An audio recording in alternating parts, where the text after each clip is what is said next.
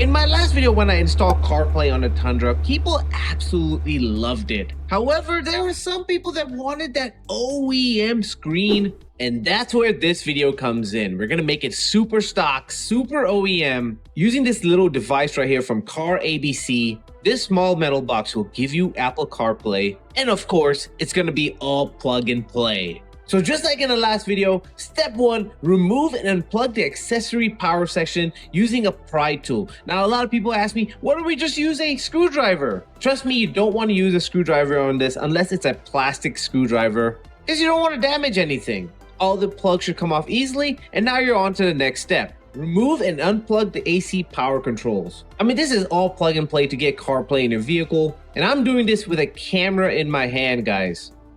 The next step, you're going to remove and unplug the original screen. Now, there are 4 bolts on the bottom right here. Use a 10mm with an extension to make your life easier to get all 4 bolts out. And once you're done with that, the screen should just pop out fairly easily. It's just held on with clips. Unplug the original screen and you can see everything is just plug and play. So you just unplug it, ready to be plugged in to all the new cables. So I'm going to put the original screen down on the seat right there to make sure it doesn't fall. And these are the new cables ready to be plugged and played into the old cables. When I say plug and play, I literally mean plug and play. If you're cutting anything, if you're splicing anything, you're doing something wrong. Everything is plug and play. Every connector has a specific location. You can't plug anything in the wrong section. That's me plugging one of the cables into the actual CarPlay box. And now you're ready for the next step. And you guessed it, plug and play everything back together into the original head unit. Now, this is an optional step. However, I highly recommend you do this. This is a USB cable so that you can make your CarPlay wired. Wireless CarPlay is great and all. However, I just love the wired CarPlay much better because it charges my phone and also gives me CarPlay at the same time. If you want to use the wireless function, you can definitely just use the wireless function. As you can see right here, the next step is to put this CarPlay box and also all the cables into all that space back there. There's a lot of space back there to put all the cables in there to put the head unit back into place. Make sure you use the 4 bolts to basically screw everything back together using that same 10mm with the extension to secure the head unit into place.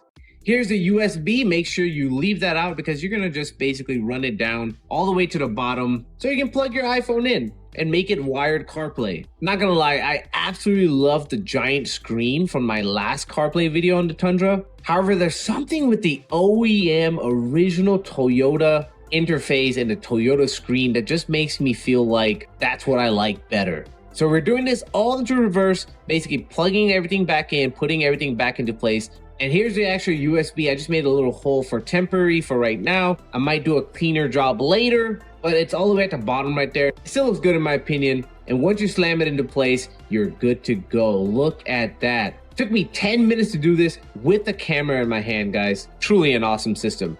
Next, you're gonna see me right here plugging in the USB to get wired CarPlay and charge my phone. Just plug it in, turn on your vehicle, and gosh, I missed that Toyota symbol coming on every time. And now here is how you actually turn on CarPlay. There are different methods depending on what you have in your vehicle. In my situation, I just have to press this push to listen button right here on the steering wheel, and it just turns on. Kind of like magic. It's really cool. And there you have it. You have CarPlay, Android Auto. You can watch movies on here, do a lot of things. However, for me, the main thing I want is CarPlay. And once you plug it in, boom, CarPlay turns on. Really awesome, guys. And this is the first time I saw it, so I had to take it back. I was like, whoa, that looks kind of cool. And it looks weird at the same time because I'm so used to the laggy Toyota interface that was on there. And to have CarPlay on here just working flawlessly, it's so weird. So everything works with CarPlay. The music already started playing. And I use Pandora. You can use obviously any music service that you use, Spotify, whatever you want.